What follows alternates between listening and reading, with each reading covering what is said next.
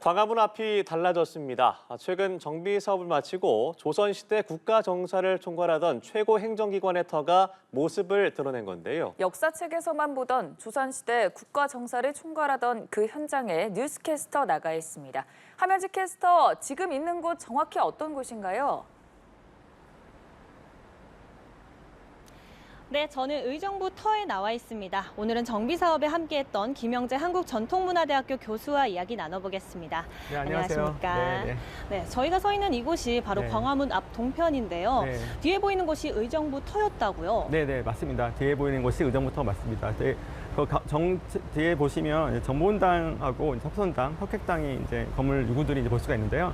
정보원당 같은 경우는 의정부에서 제일 중요한 관직인 자의정, 의정, 영의정들이 사물을 보던 공간이고요. 그다음에 석획당 같은 경우는 종일품과 정이품, 찬성과 참찬의 벼슬을 가진 사람들이 사물을 보던 공간입니다.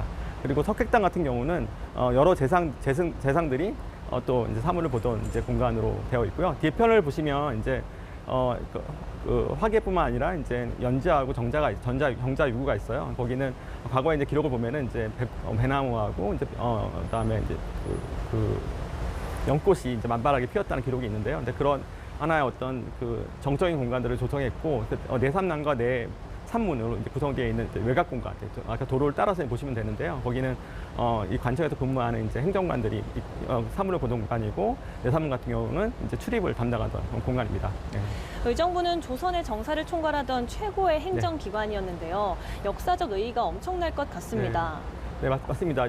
이 공간은 이제 조선 왕조의 이제 통틀어서 보면은 이제 이 관청 육조 거리가 이제 관청 거리잖아요. 그러다 거리인데 대부분 이제 다른 지역들은 이제 계속 바뀌었는데 여기만 유일하게 의정부로서 이제 조선이 시작되면서 이제 마지막까지도 이제 의정부로서의 건물을 의정부의 어떤 관청기구로서 사용됐던 건물이고요. 또 마찬가지로 이 공간은 하나의 최고의 통치기구로서 이제 또 왕권과 대립도 하기도 하지만 왕권과 어떤 공조 속에서 중앙집권 체제의 어떤 통치 체제를 유지하기 위한 하나의 중요한 기관이었고 마찬가지로 그렇기 때문에 1865년에서 1868년도에 흥선대원군이 이 경복궁을 재건하는 과정에서 의정부를 이제 다시 이제 마찬가지로 이제 중건을 하게 되는데 그것도 마찬가지로 왕권과 중앙집권 체제의 어떤 강화의 어떤 의도로서 이제 볼 수가 있는 거죠. 그렇기 때문에 굉장히 중요한 의미 있는 공이라고 볼 수 있습니다. 네, 건축학적인 특징도 발견됐을까요? 네, 맞습니다.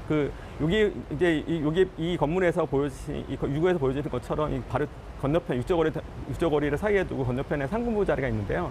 상군부와는 달리 이 의정부의 건물지는 약간 좀 기울어져 있어요. 그러니까 약간 10도 정도 약간 치우쳐서 이제 빗나가 있거든요. 근데 그런 것들이 굉장히 특징적이고, 또 마찬가지로 이제 그 앞에 월대가 있습니다. 이제 월대가 있어서 권위적인 어떤 공간을 만들고 있고, 또 이제 복도각을 통해서 함의적인 사무 공간을 이제 구성하고자 하는 어떤 노력들이 보이고 있고요.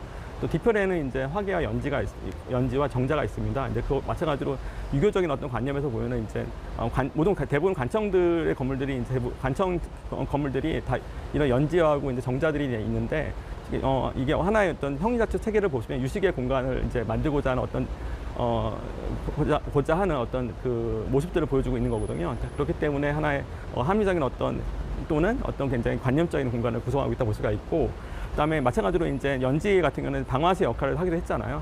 했겠지만 특히 이제 여기 위에서 이제 경복궁에서 내려오는 물길들이 있어요. 근데 물길들을 어떤 조정하고 특히 이제 비가 많이 오거나 이럴 때 하천의 범람들을 컨트롤할 수 있는 어떤 역할을 할 수 있는 공간으로서 또 연지들을 조성했다고 볼 수가 있습니다. 또한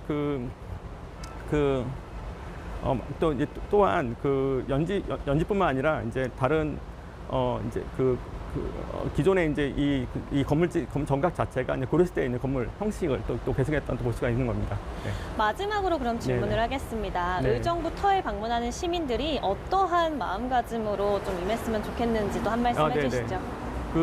이 건물은 아까 이제 발굴 과정에서도 중요한 것들 나온 것이 이제 과거에 이제 1909년도에 내부 청사지가 또 나오긴 했거든요. 또 마찬가지로 이제 그 이후에 이제 근현대 시기를 겪어나면서 이제 여러 그 중개축의 과정을 거치면서 다양한 건물지들이 나왔어요. 근데 그렇기 때문에 이 장소는 조선시대뿐만 아니라 이제 근현대 시기를 연결시켜주는 하나의 굉장히 중요한 장소라고 이제 볼 수가 있는 거죠.